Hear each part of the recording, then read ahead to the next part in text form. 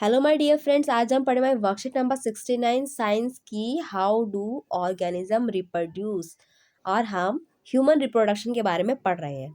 आज हम क्या पढ़ेंगे? फर्टिलाइजेशन के बारे में। फर्टिलाइजेशन प्रोसेस होता क्या है? फर्टिलाइजेशन प्रोसेस वो होता है जिसमें मेल गैमेट और फीमेल गैमेट डिफ्यूज करके एक जायगोट को बनाते हैं। सेकेंड है आपका, अगर एग का फर्टिलाइजेशन नहीं होता है तो क्या होता है? If egg is not fertilise, जब एग फर्टिलाइज नहीं होता है तब हम जानते हैं कि जो ओवरी होती है वो क्या करती है, हर महीने एक एक एग जो होती है वो बाहर निकालती जाती है। उसके बाद फर्टिलाइजेशन होने के लिए हमारी जो जो हमारा यूट्रस होता है उसकी इनर लाइनिंग में क्या होती है, थिक होते जाती है और वहाँ पे एम्ब्रियो के लिए, नॉरिशमेंट के लिए पूरा सामान वहाँ पे तैयार किया जाता है। बट जब एग जो होता है फर्टिलाइज नहीं होता है तो इस कंडीशन में उस लाइनिंग की कोई भी जरूरत नहीं होती, जिसकी वजह से वो लाइनिंग टूट कर वेजाइना के थ्रू, ब्लड या म्यूकोस के थ्रू बाहर निकल जाती है बॉडी से। और ये प्रोसेस हर महीने होता है। इस प्रोसेस को मैंचुरेशन कहते हैं। सेकेंड है आपका रिप्रोडक्टिव हेल्थ। रिप्रोडक्टिव हेल्थ के बारे में क्या है तो देखिए, रिप्रोडक्टिव हेल्थ एक बहुत ही जरूरी है। क्यों? कि कोई भी इंसान होना चाहिए वो रिप्रोडक्शन के लिए पूरे हर तरीके से वो क्या होना चाहिए, एक सही होना चाहिए। चाहे वो फिजिकल हो, इमोशनल हो, सोशल हो या बिहेवियर हो, सब तरीके से जब वो सही होगा तभी वो क्या कर सकता है, एक आगे आने वाली जो नेक्स्ट जनरेशन है उसको एक अच्छी पीढ़ी को जन्म दे सकता है। इसके लिए उस पर्सन को हमेशा अपनी क्या करनी चाहिए, सेल्फ रिप्रोडक्टिव हेल्थ की हमेशा केयर करनी चाहिए। उसे हेल्दी डाइट लेना चाहिए और अपनी हाइजीन को मेंटेन करके रखनी चाहिए ताकि उसका रिप्रोडक्टिव ऑर्गन जो है सही से काम कर सके। आगे है need and the method for the family planning. Family planning होता क्या है?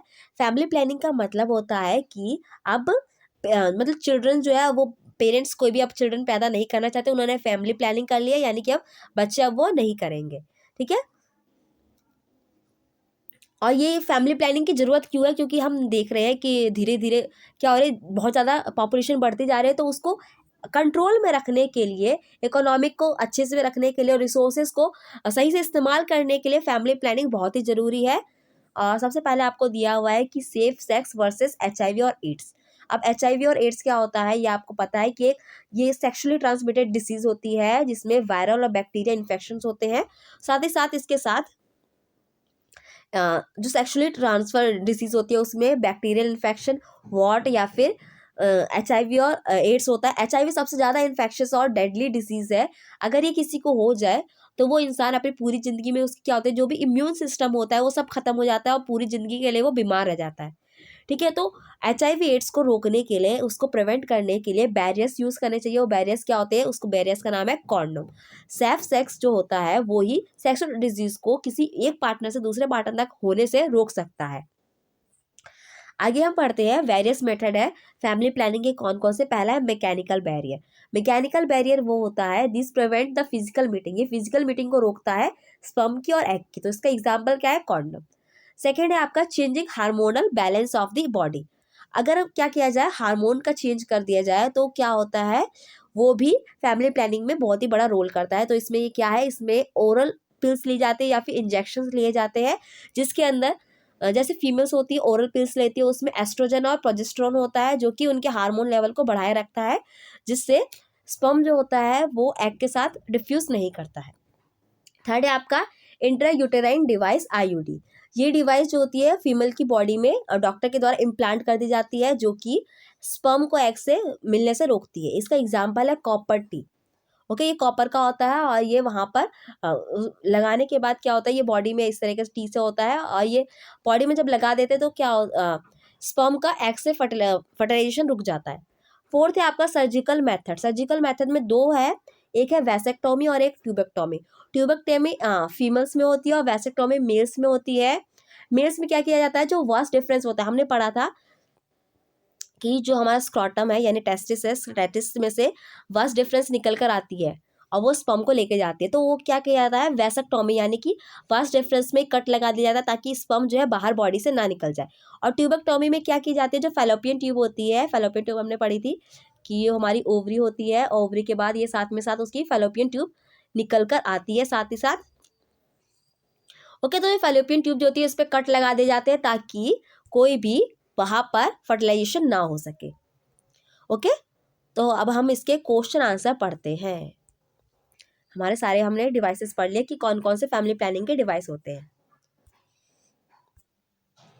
पहला क्वेश्चन है आपका व्हाट इज फर्टिलाइजेशन, फर्टिलाइजेशन क्या होता है, and what happen if the egg is not fertilise, और अगर एग का फर्टिलाइजेशन नहीं होता है तो उस प्रोसेस में क्या होगा। देखिए फर्टिलाइजेशन क्या है, process by which male and the female gamete diffuse and form a zygote. Fertilisation process वो है जिसमें मेल और फीमेल गैमेट डिफ्यूज होने के बाद जायगोट बनाते हैं। When egg is not fertilise the lining of uterus slowly break and the come out of vagina as the blood and the mucus. जितने भी यूट्रस की लाइनिंग होती है वो सारी टूट जाती है और वेजाइना के थ्रू वो बाहर आ जाती है ब्लड या म्यूकस के फॉर्म में।